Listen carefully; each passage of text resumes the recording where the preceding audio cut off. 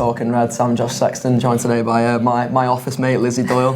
Lizzi. Didn't know what you were going to call me then, Josh.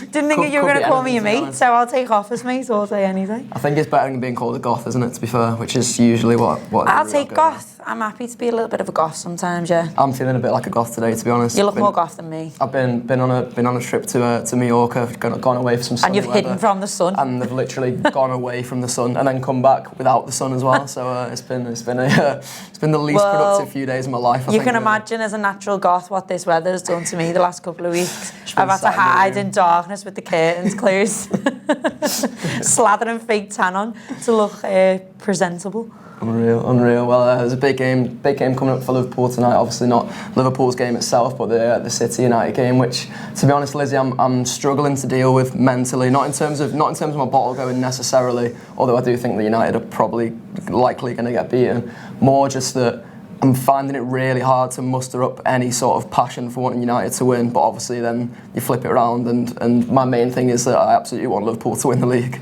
See, I'm not struggling at all. Like, pride is going out the window for me tonight. I couldn't care less. I've said it all day today. If you wanted me to run through town in a Man United full kit, if it meant Liverpool were winning, give me it in a scarf and an Ole Gunnar Solskjaer mask. Would you spray paint a dog with MUFC? Yeah. I'd do 1,000 of them. Can I do cats? I like dogs better. Dogs are sound, aren't they, I reckon? Yeah, no, cats can be annoying and little cranks. Really. So yeah, I'd spray paint cats, like, yeah. It literally... Honestly, I am not even ashamed to say how much I will be supporting Man United tonight, because I'm really nervous about it. The thing is, we can all hate we hate Man United for obvious reasons, but the bigger picture is the bigger picture, and if Man United get a result, the bigger picture is Liverpool could potentially get what we've wanted for 30 years. So I am not holding back in my support for the Red Devils tonight. The red side of Manchester. Come on, Man United.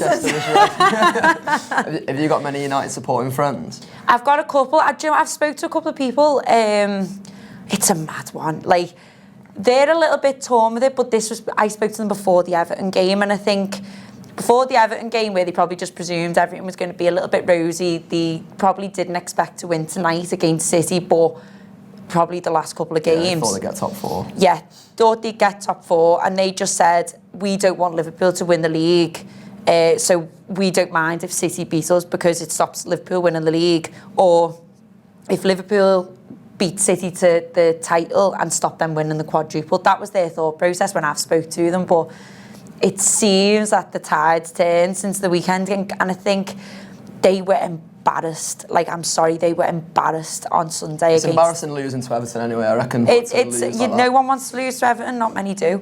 But they got beat 4-0 at Goodison, and that's not a good look for United. And if there's one game we want United to go into off the back of a heavy defeat like that, it's a Manchester derby at home when they have to fight for top four.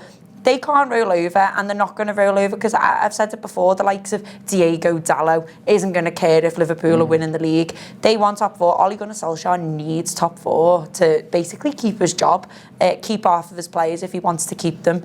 And it's not a nice ideal for United, but I think Liverpool will go out. I think will sort of leave their mind tonight, because they have to put up a fight. A lot of my mates have caved now, like my United supporting mates, since the Everton result have sort of turned now. I mean, like, I don't care if Liverpool win the league, I want to beat City because I want to get in the top four. And like, I think they're in danger of free falling, aren't they? Yeah. That's the issue. I mean, you can have your pride, but how far does pride get you?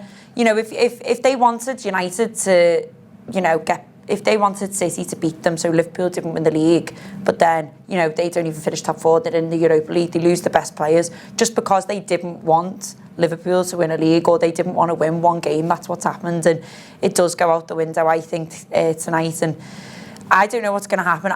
I personally don't see it going the way we all want it to go, but I also think that Everton actually might have done Liverpool a favour by rolling Man United, because I think it's the reality check they need. I think it is, and I think Solskjaer talked about it as well. Said before that game that they need a reality check, and then you'd hope that's the one that they need. I think if United would have got a result, if they would have won, I think a mediocre Man United team against this City team tonight wouldn't have done a thing, but I think a United team that can't go any lower, and I think at the minute they're low, and after tonight they could be at their lowest, so they know that they don't want to get there. And you've seen all the players coming out on social media sort of apologising and how it wasn't respectful and this, that and the other, and they're going to be up for it whether they get anything or not. And then I'm realising we're talking a lot about Man United and Man City, but whether we like it or not, this is a very, very big game for Liverpool. It's like, I feel nervous and it's not even my game. It's completely out of my control. I was watching City Spurs, the league game, and it got to about 70 minutes and I'm screaming at the telly, going, put Llorente on, as if it's like Klopp shouting at Pochettino to get Llorente on. And it's because we want it so much, and unfortunately the position that we're in, we can't hide away from the fact that we need City to slip up and then for us to have a chance of winning, because if we all win our games, they win the league. So we have to look at City whether we like it or not. And me and you were speaking in the office before. It seems like Kyle Walker's been talking again. No shock there. He seems to have found some United fans who actually he says want City to win. But you seem to believe there's a bit of a Kyle Walker curse going on. Yeah, I heard this the other night. So apparently when Kyle Walker's come out before like a big game or does an interview before a game and talks about like City's chances or City's title running or whatever, they lose the game. So there's this mad Kyle Walker case, and it was trending like on Twitter last night. And I'm telling you what, like all superstitions, everyone is doing every little bit that they can.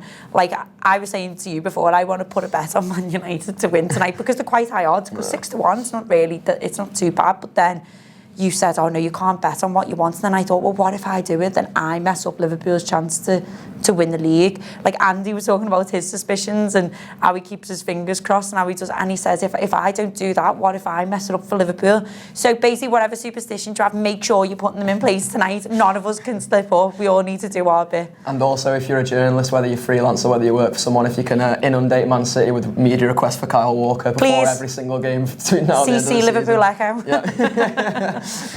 We'll do a bit of chat about Salah and the Reds going to the United States in the second part, but first we'll hand you over to John Gibbons and our sponsors, Tokyo Times. Tokyo Time are partnering us throughout this season, sponsoring Talking Reds, and we're delighted they are doing so. They are a premium headwear company based here in Liverpool but represented throughout the world.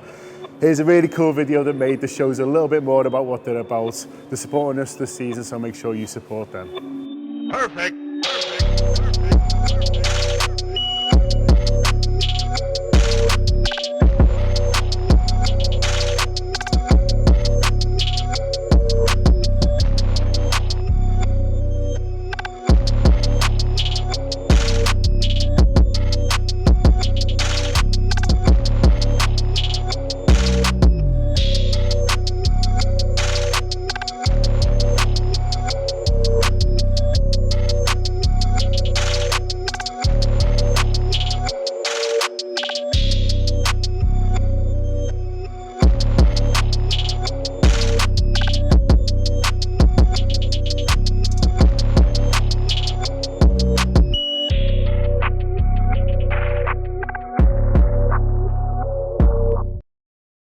Yeah, nice one to Tokyo Time as always. Lizzie, it looks like Salah's been living up in the States again. I think people are a bit torn about these things. Like I know we were in the meeting before and we were talking about, Salah's there eating pizza, but like I'm sort of the mindset that he's one of our best players, one of our most important players.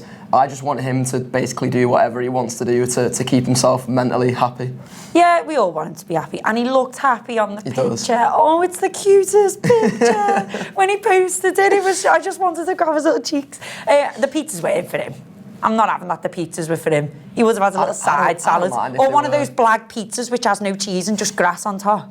I don't mind if they were in for him, to be honest. I don't reckon Salah's putting on much weight anytime soon. I'm pretty sure him and Dejan Lovren were having like an Instagram thing ages ago when they were Salah was like 0% body fat or something. So I don't think it's an issue really. No, I mean, I've seen a lot of replies to the tweets, including my first thought was, why are you in America? we play on Friday. But the thing is, what we have to realise is we've got one of the best players in the world at the minute on current form. He's a brand. He's a brand. He's a brand before he's a footballer, whether we like it or not.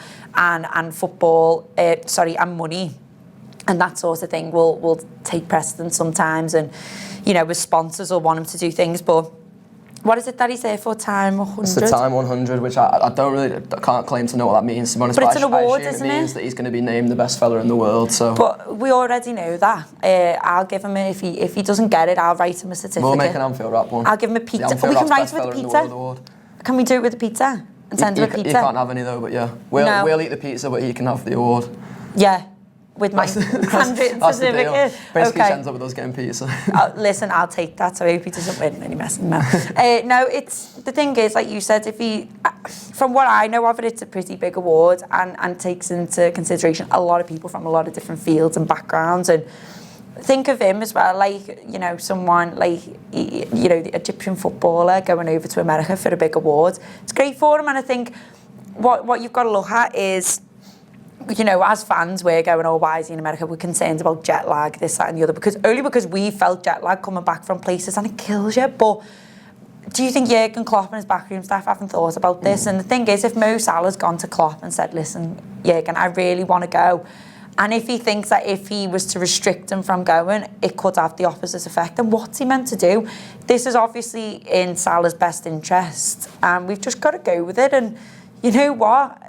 I wonder when he's back. That interests me, because Huddersfield are already relegated and we play Friday, and I would be interested to see if Salah starts. You presume he will be, because we can't rest anyone now. There's no point resting anyone for anything. We're at the tail end of the season. We've got every single thing to play for, but I don't know. I don't know if that could potentially mean he might not play. I think it's happened already. I don't know, was it this season or last season that him and Mane went to, they flew back on the same day or something, so I'm assuming it'll be fine anyway. He'll be propped up in first class with his feet getting massaged and everything. He'll be fine.